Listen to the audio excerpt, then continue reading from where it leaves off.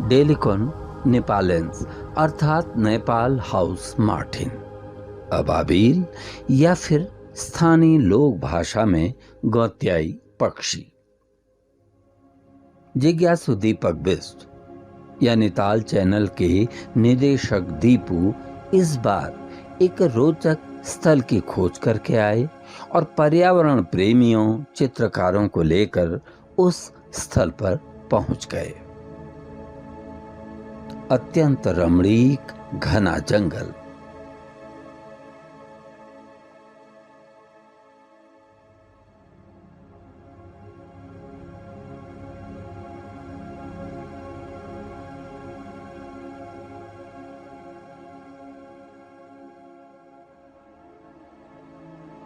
लगभग 2 घंटे की पैदल यात्रा,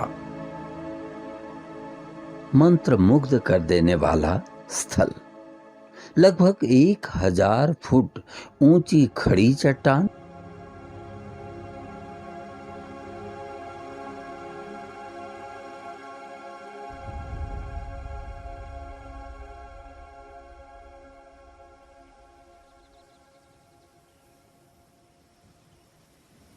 और उसमें सैकड़ों घोंसले अबाबिल नेपाल हाउस मार्टिन अर्थात गौत्याई के।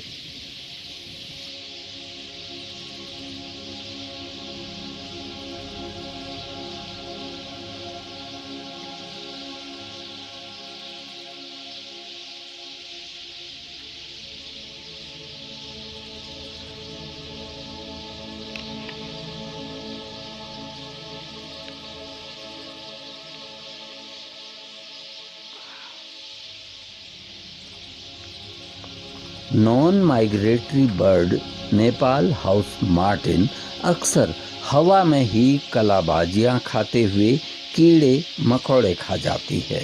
जमीन पर अक्सर उसे उतरते हुए नहीं देखा जा सकता है।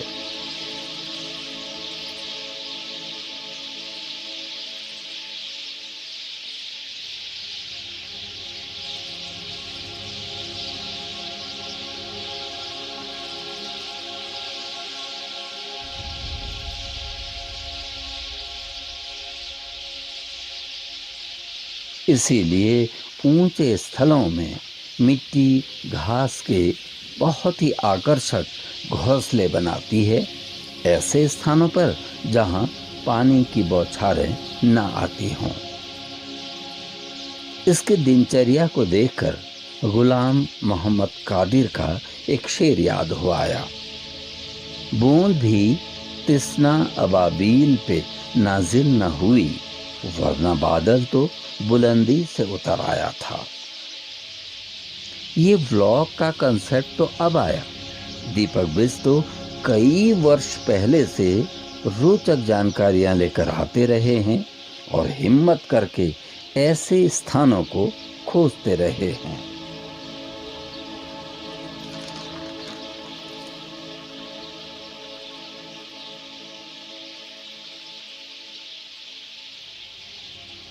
वैसे हमारे बुजुर्गों ने इस स्थान को चर्चित न होने देने के लिए भुतहा बताकर यहाँ आम जनमानस का जाना आना रोका था, ताकि इस प्राकृतिक आवास को नुकसान न पहुंचे। जंगल का ट्रैक करते हुए 6 से 6.5 किलोमीटर के पलट में हम यहाँ पर पहुँचते हैं। ये बिल्कुल पहाड़ी की तलहटी पे है, चट्टान है, ये 1000 स्पेसिस से ऊपर है और काफ़ी नेस्ट है। और यहाँ पर जो गांव वालों की कहावत है वो इसको धन कुबेर की पहाड़ी भी बोलते हैं कि इस पहाड़ी के अंदर कुबेर भगवान ने काफ़ी धन छिपा के रखा है और यहाँ पर गांव वाले लोगों को आने के लिए मना भी करते हैं। चर्चित न होने देने के लिए यहाँ आम जनमानस का जाना आना रोका था, ताकि इस प्राकृतिक आवास को नुकसान न पहुंचे। यही बात पत्रकार सुनील बोरा भी कहते हैं। हजारों की संख्या में कह सकते हैं, सैकड़ों के हजारों की संख्या में जो घोंसले बने हुए हैं वो अद्भुत है। ये ऐसा नज़ारा कि अभी तक तो मैंने अपनी ज़िंदगी में नहीं देखा, लेकिन जो ये जगह है बड़ी खूबसूरत है। हालांकि जगह का नाम नहीं बताया जा रहा क्योंकि जगह का नाम बताया जाएगा और ये आसपास के इलाके में ही है, तो ऐसी दशा में लोगों का आना यहाँ बढ़ जाएगा और कहीं ना कहीं इन बर्ड्स को खतरा हो रहेगा। ये स्थान एकदम अछूता है, लोगों के लिए अपरिचित है। ऊंची चट्टान और चट्टान पर सैकड़ों घोंसले।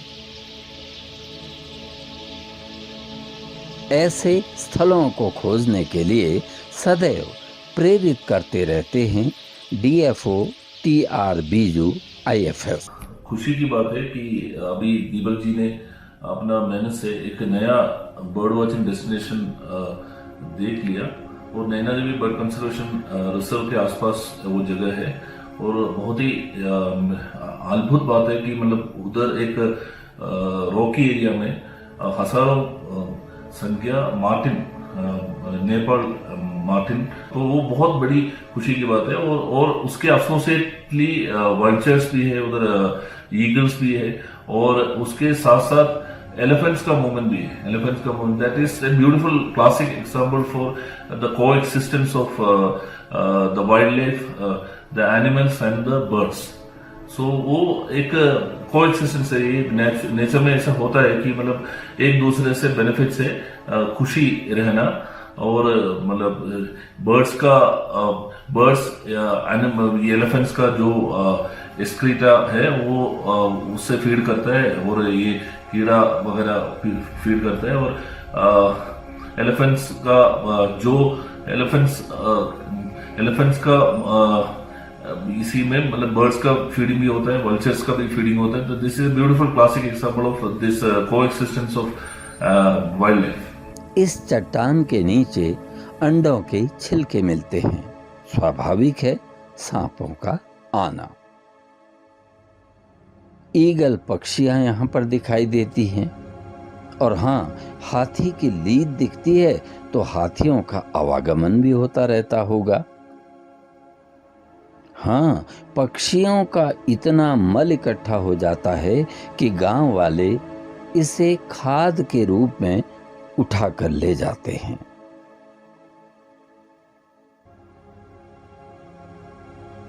तो ये है पक्षियों का अद्भुत संसार, जिसे देखकर पद्मश्री अनूप साह कहते हैं कि उन्होंने अपने जीवन काल में पक्षियों का इतना बड़ा आशियाना आज तक नहीं देखा।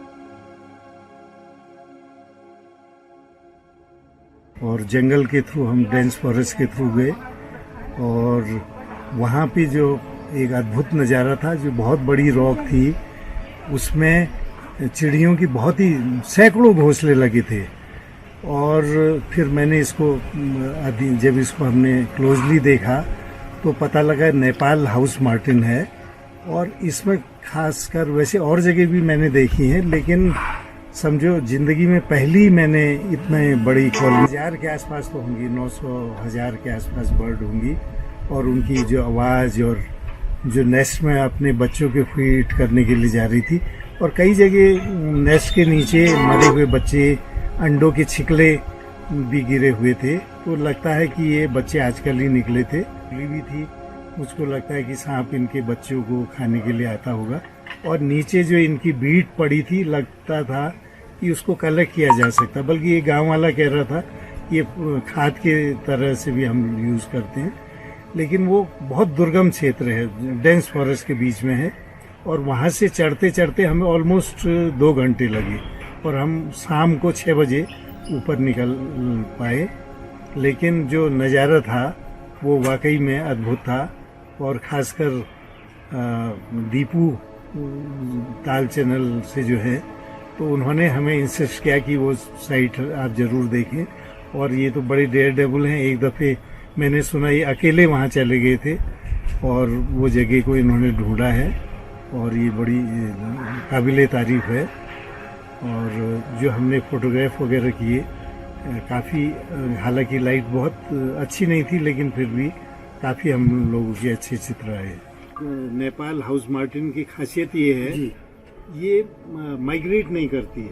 ये पूरी साल भर एक ही जगह रहती है। तो जो जैसे- घोंसले हैं वो साल भर एक ही जगह रहेंगे गुरुजी? हाँ, मतलब इनके रेस्टिंग प्लेस और वो सब वही रहेंगे, तो ये इसकी खासियत है। तो गुरुजी अगर उत्तराखंड में इतने आपने अध्ययन किया गुरुजी, लगातार ग्लेशियर हो चाहे मैदानी इलाका हो, तो जो चिड़ियाओं के मामले में गुरुजी आपने ये संसार देखा, इनके घर देखे एक संग, तो इतने बड़े गुरुजी आपने अभी तक देखे थे इससे पहले?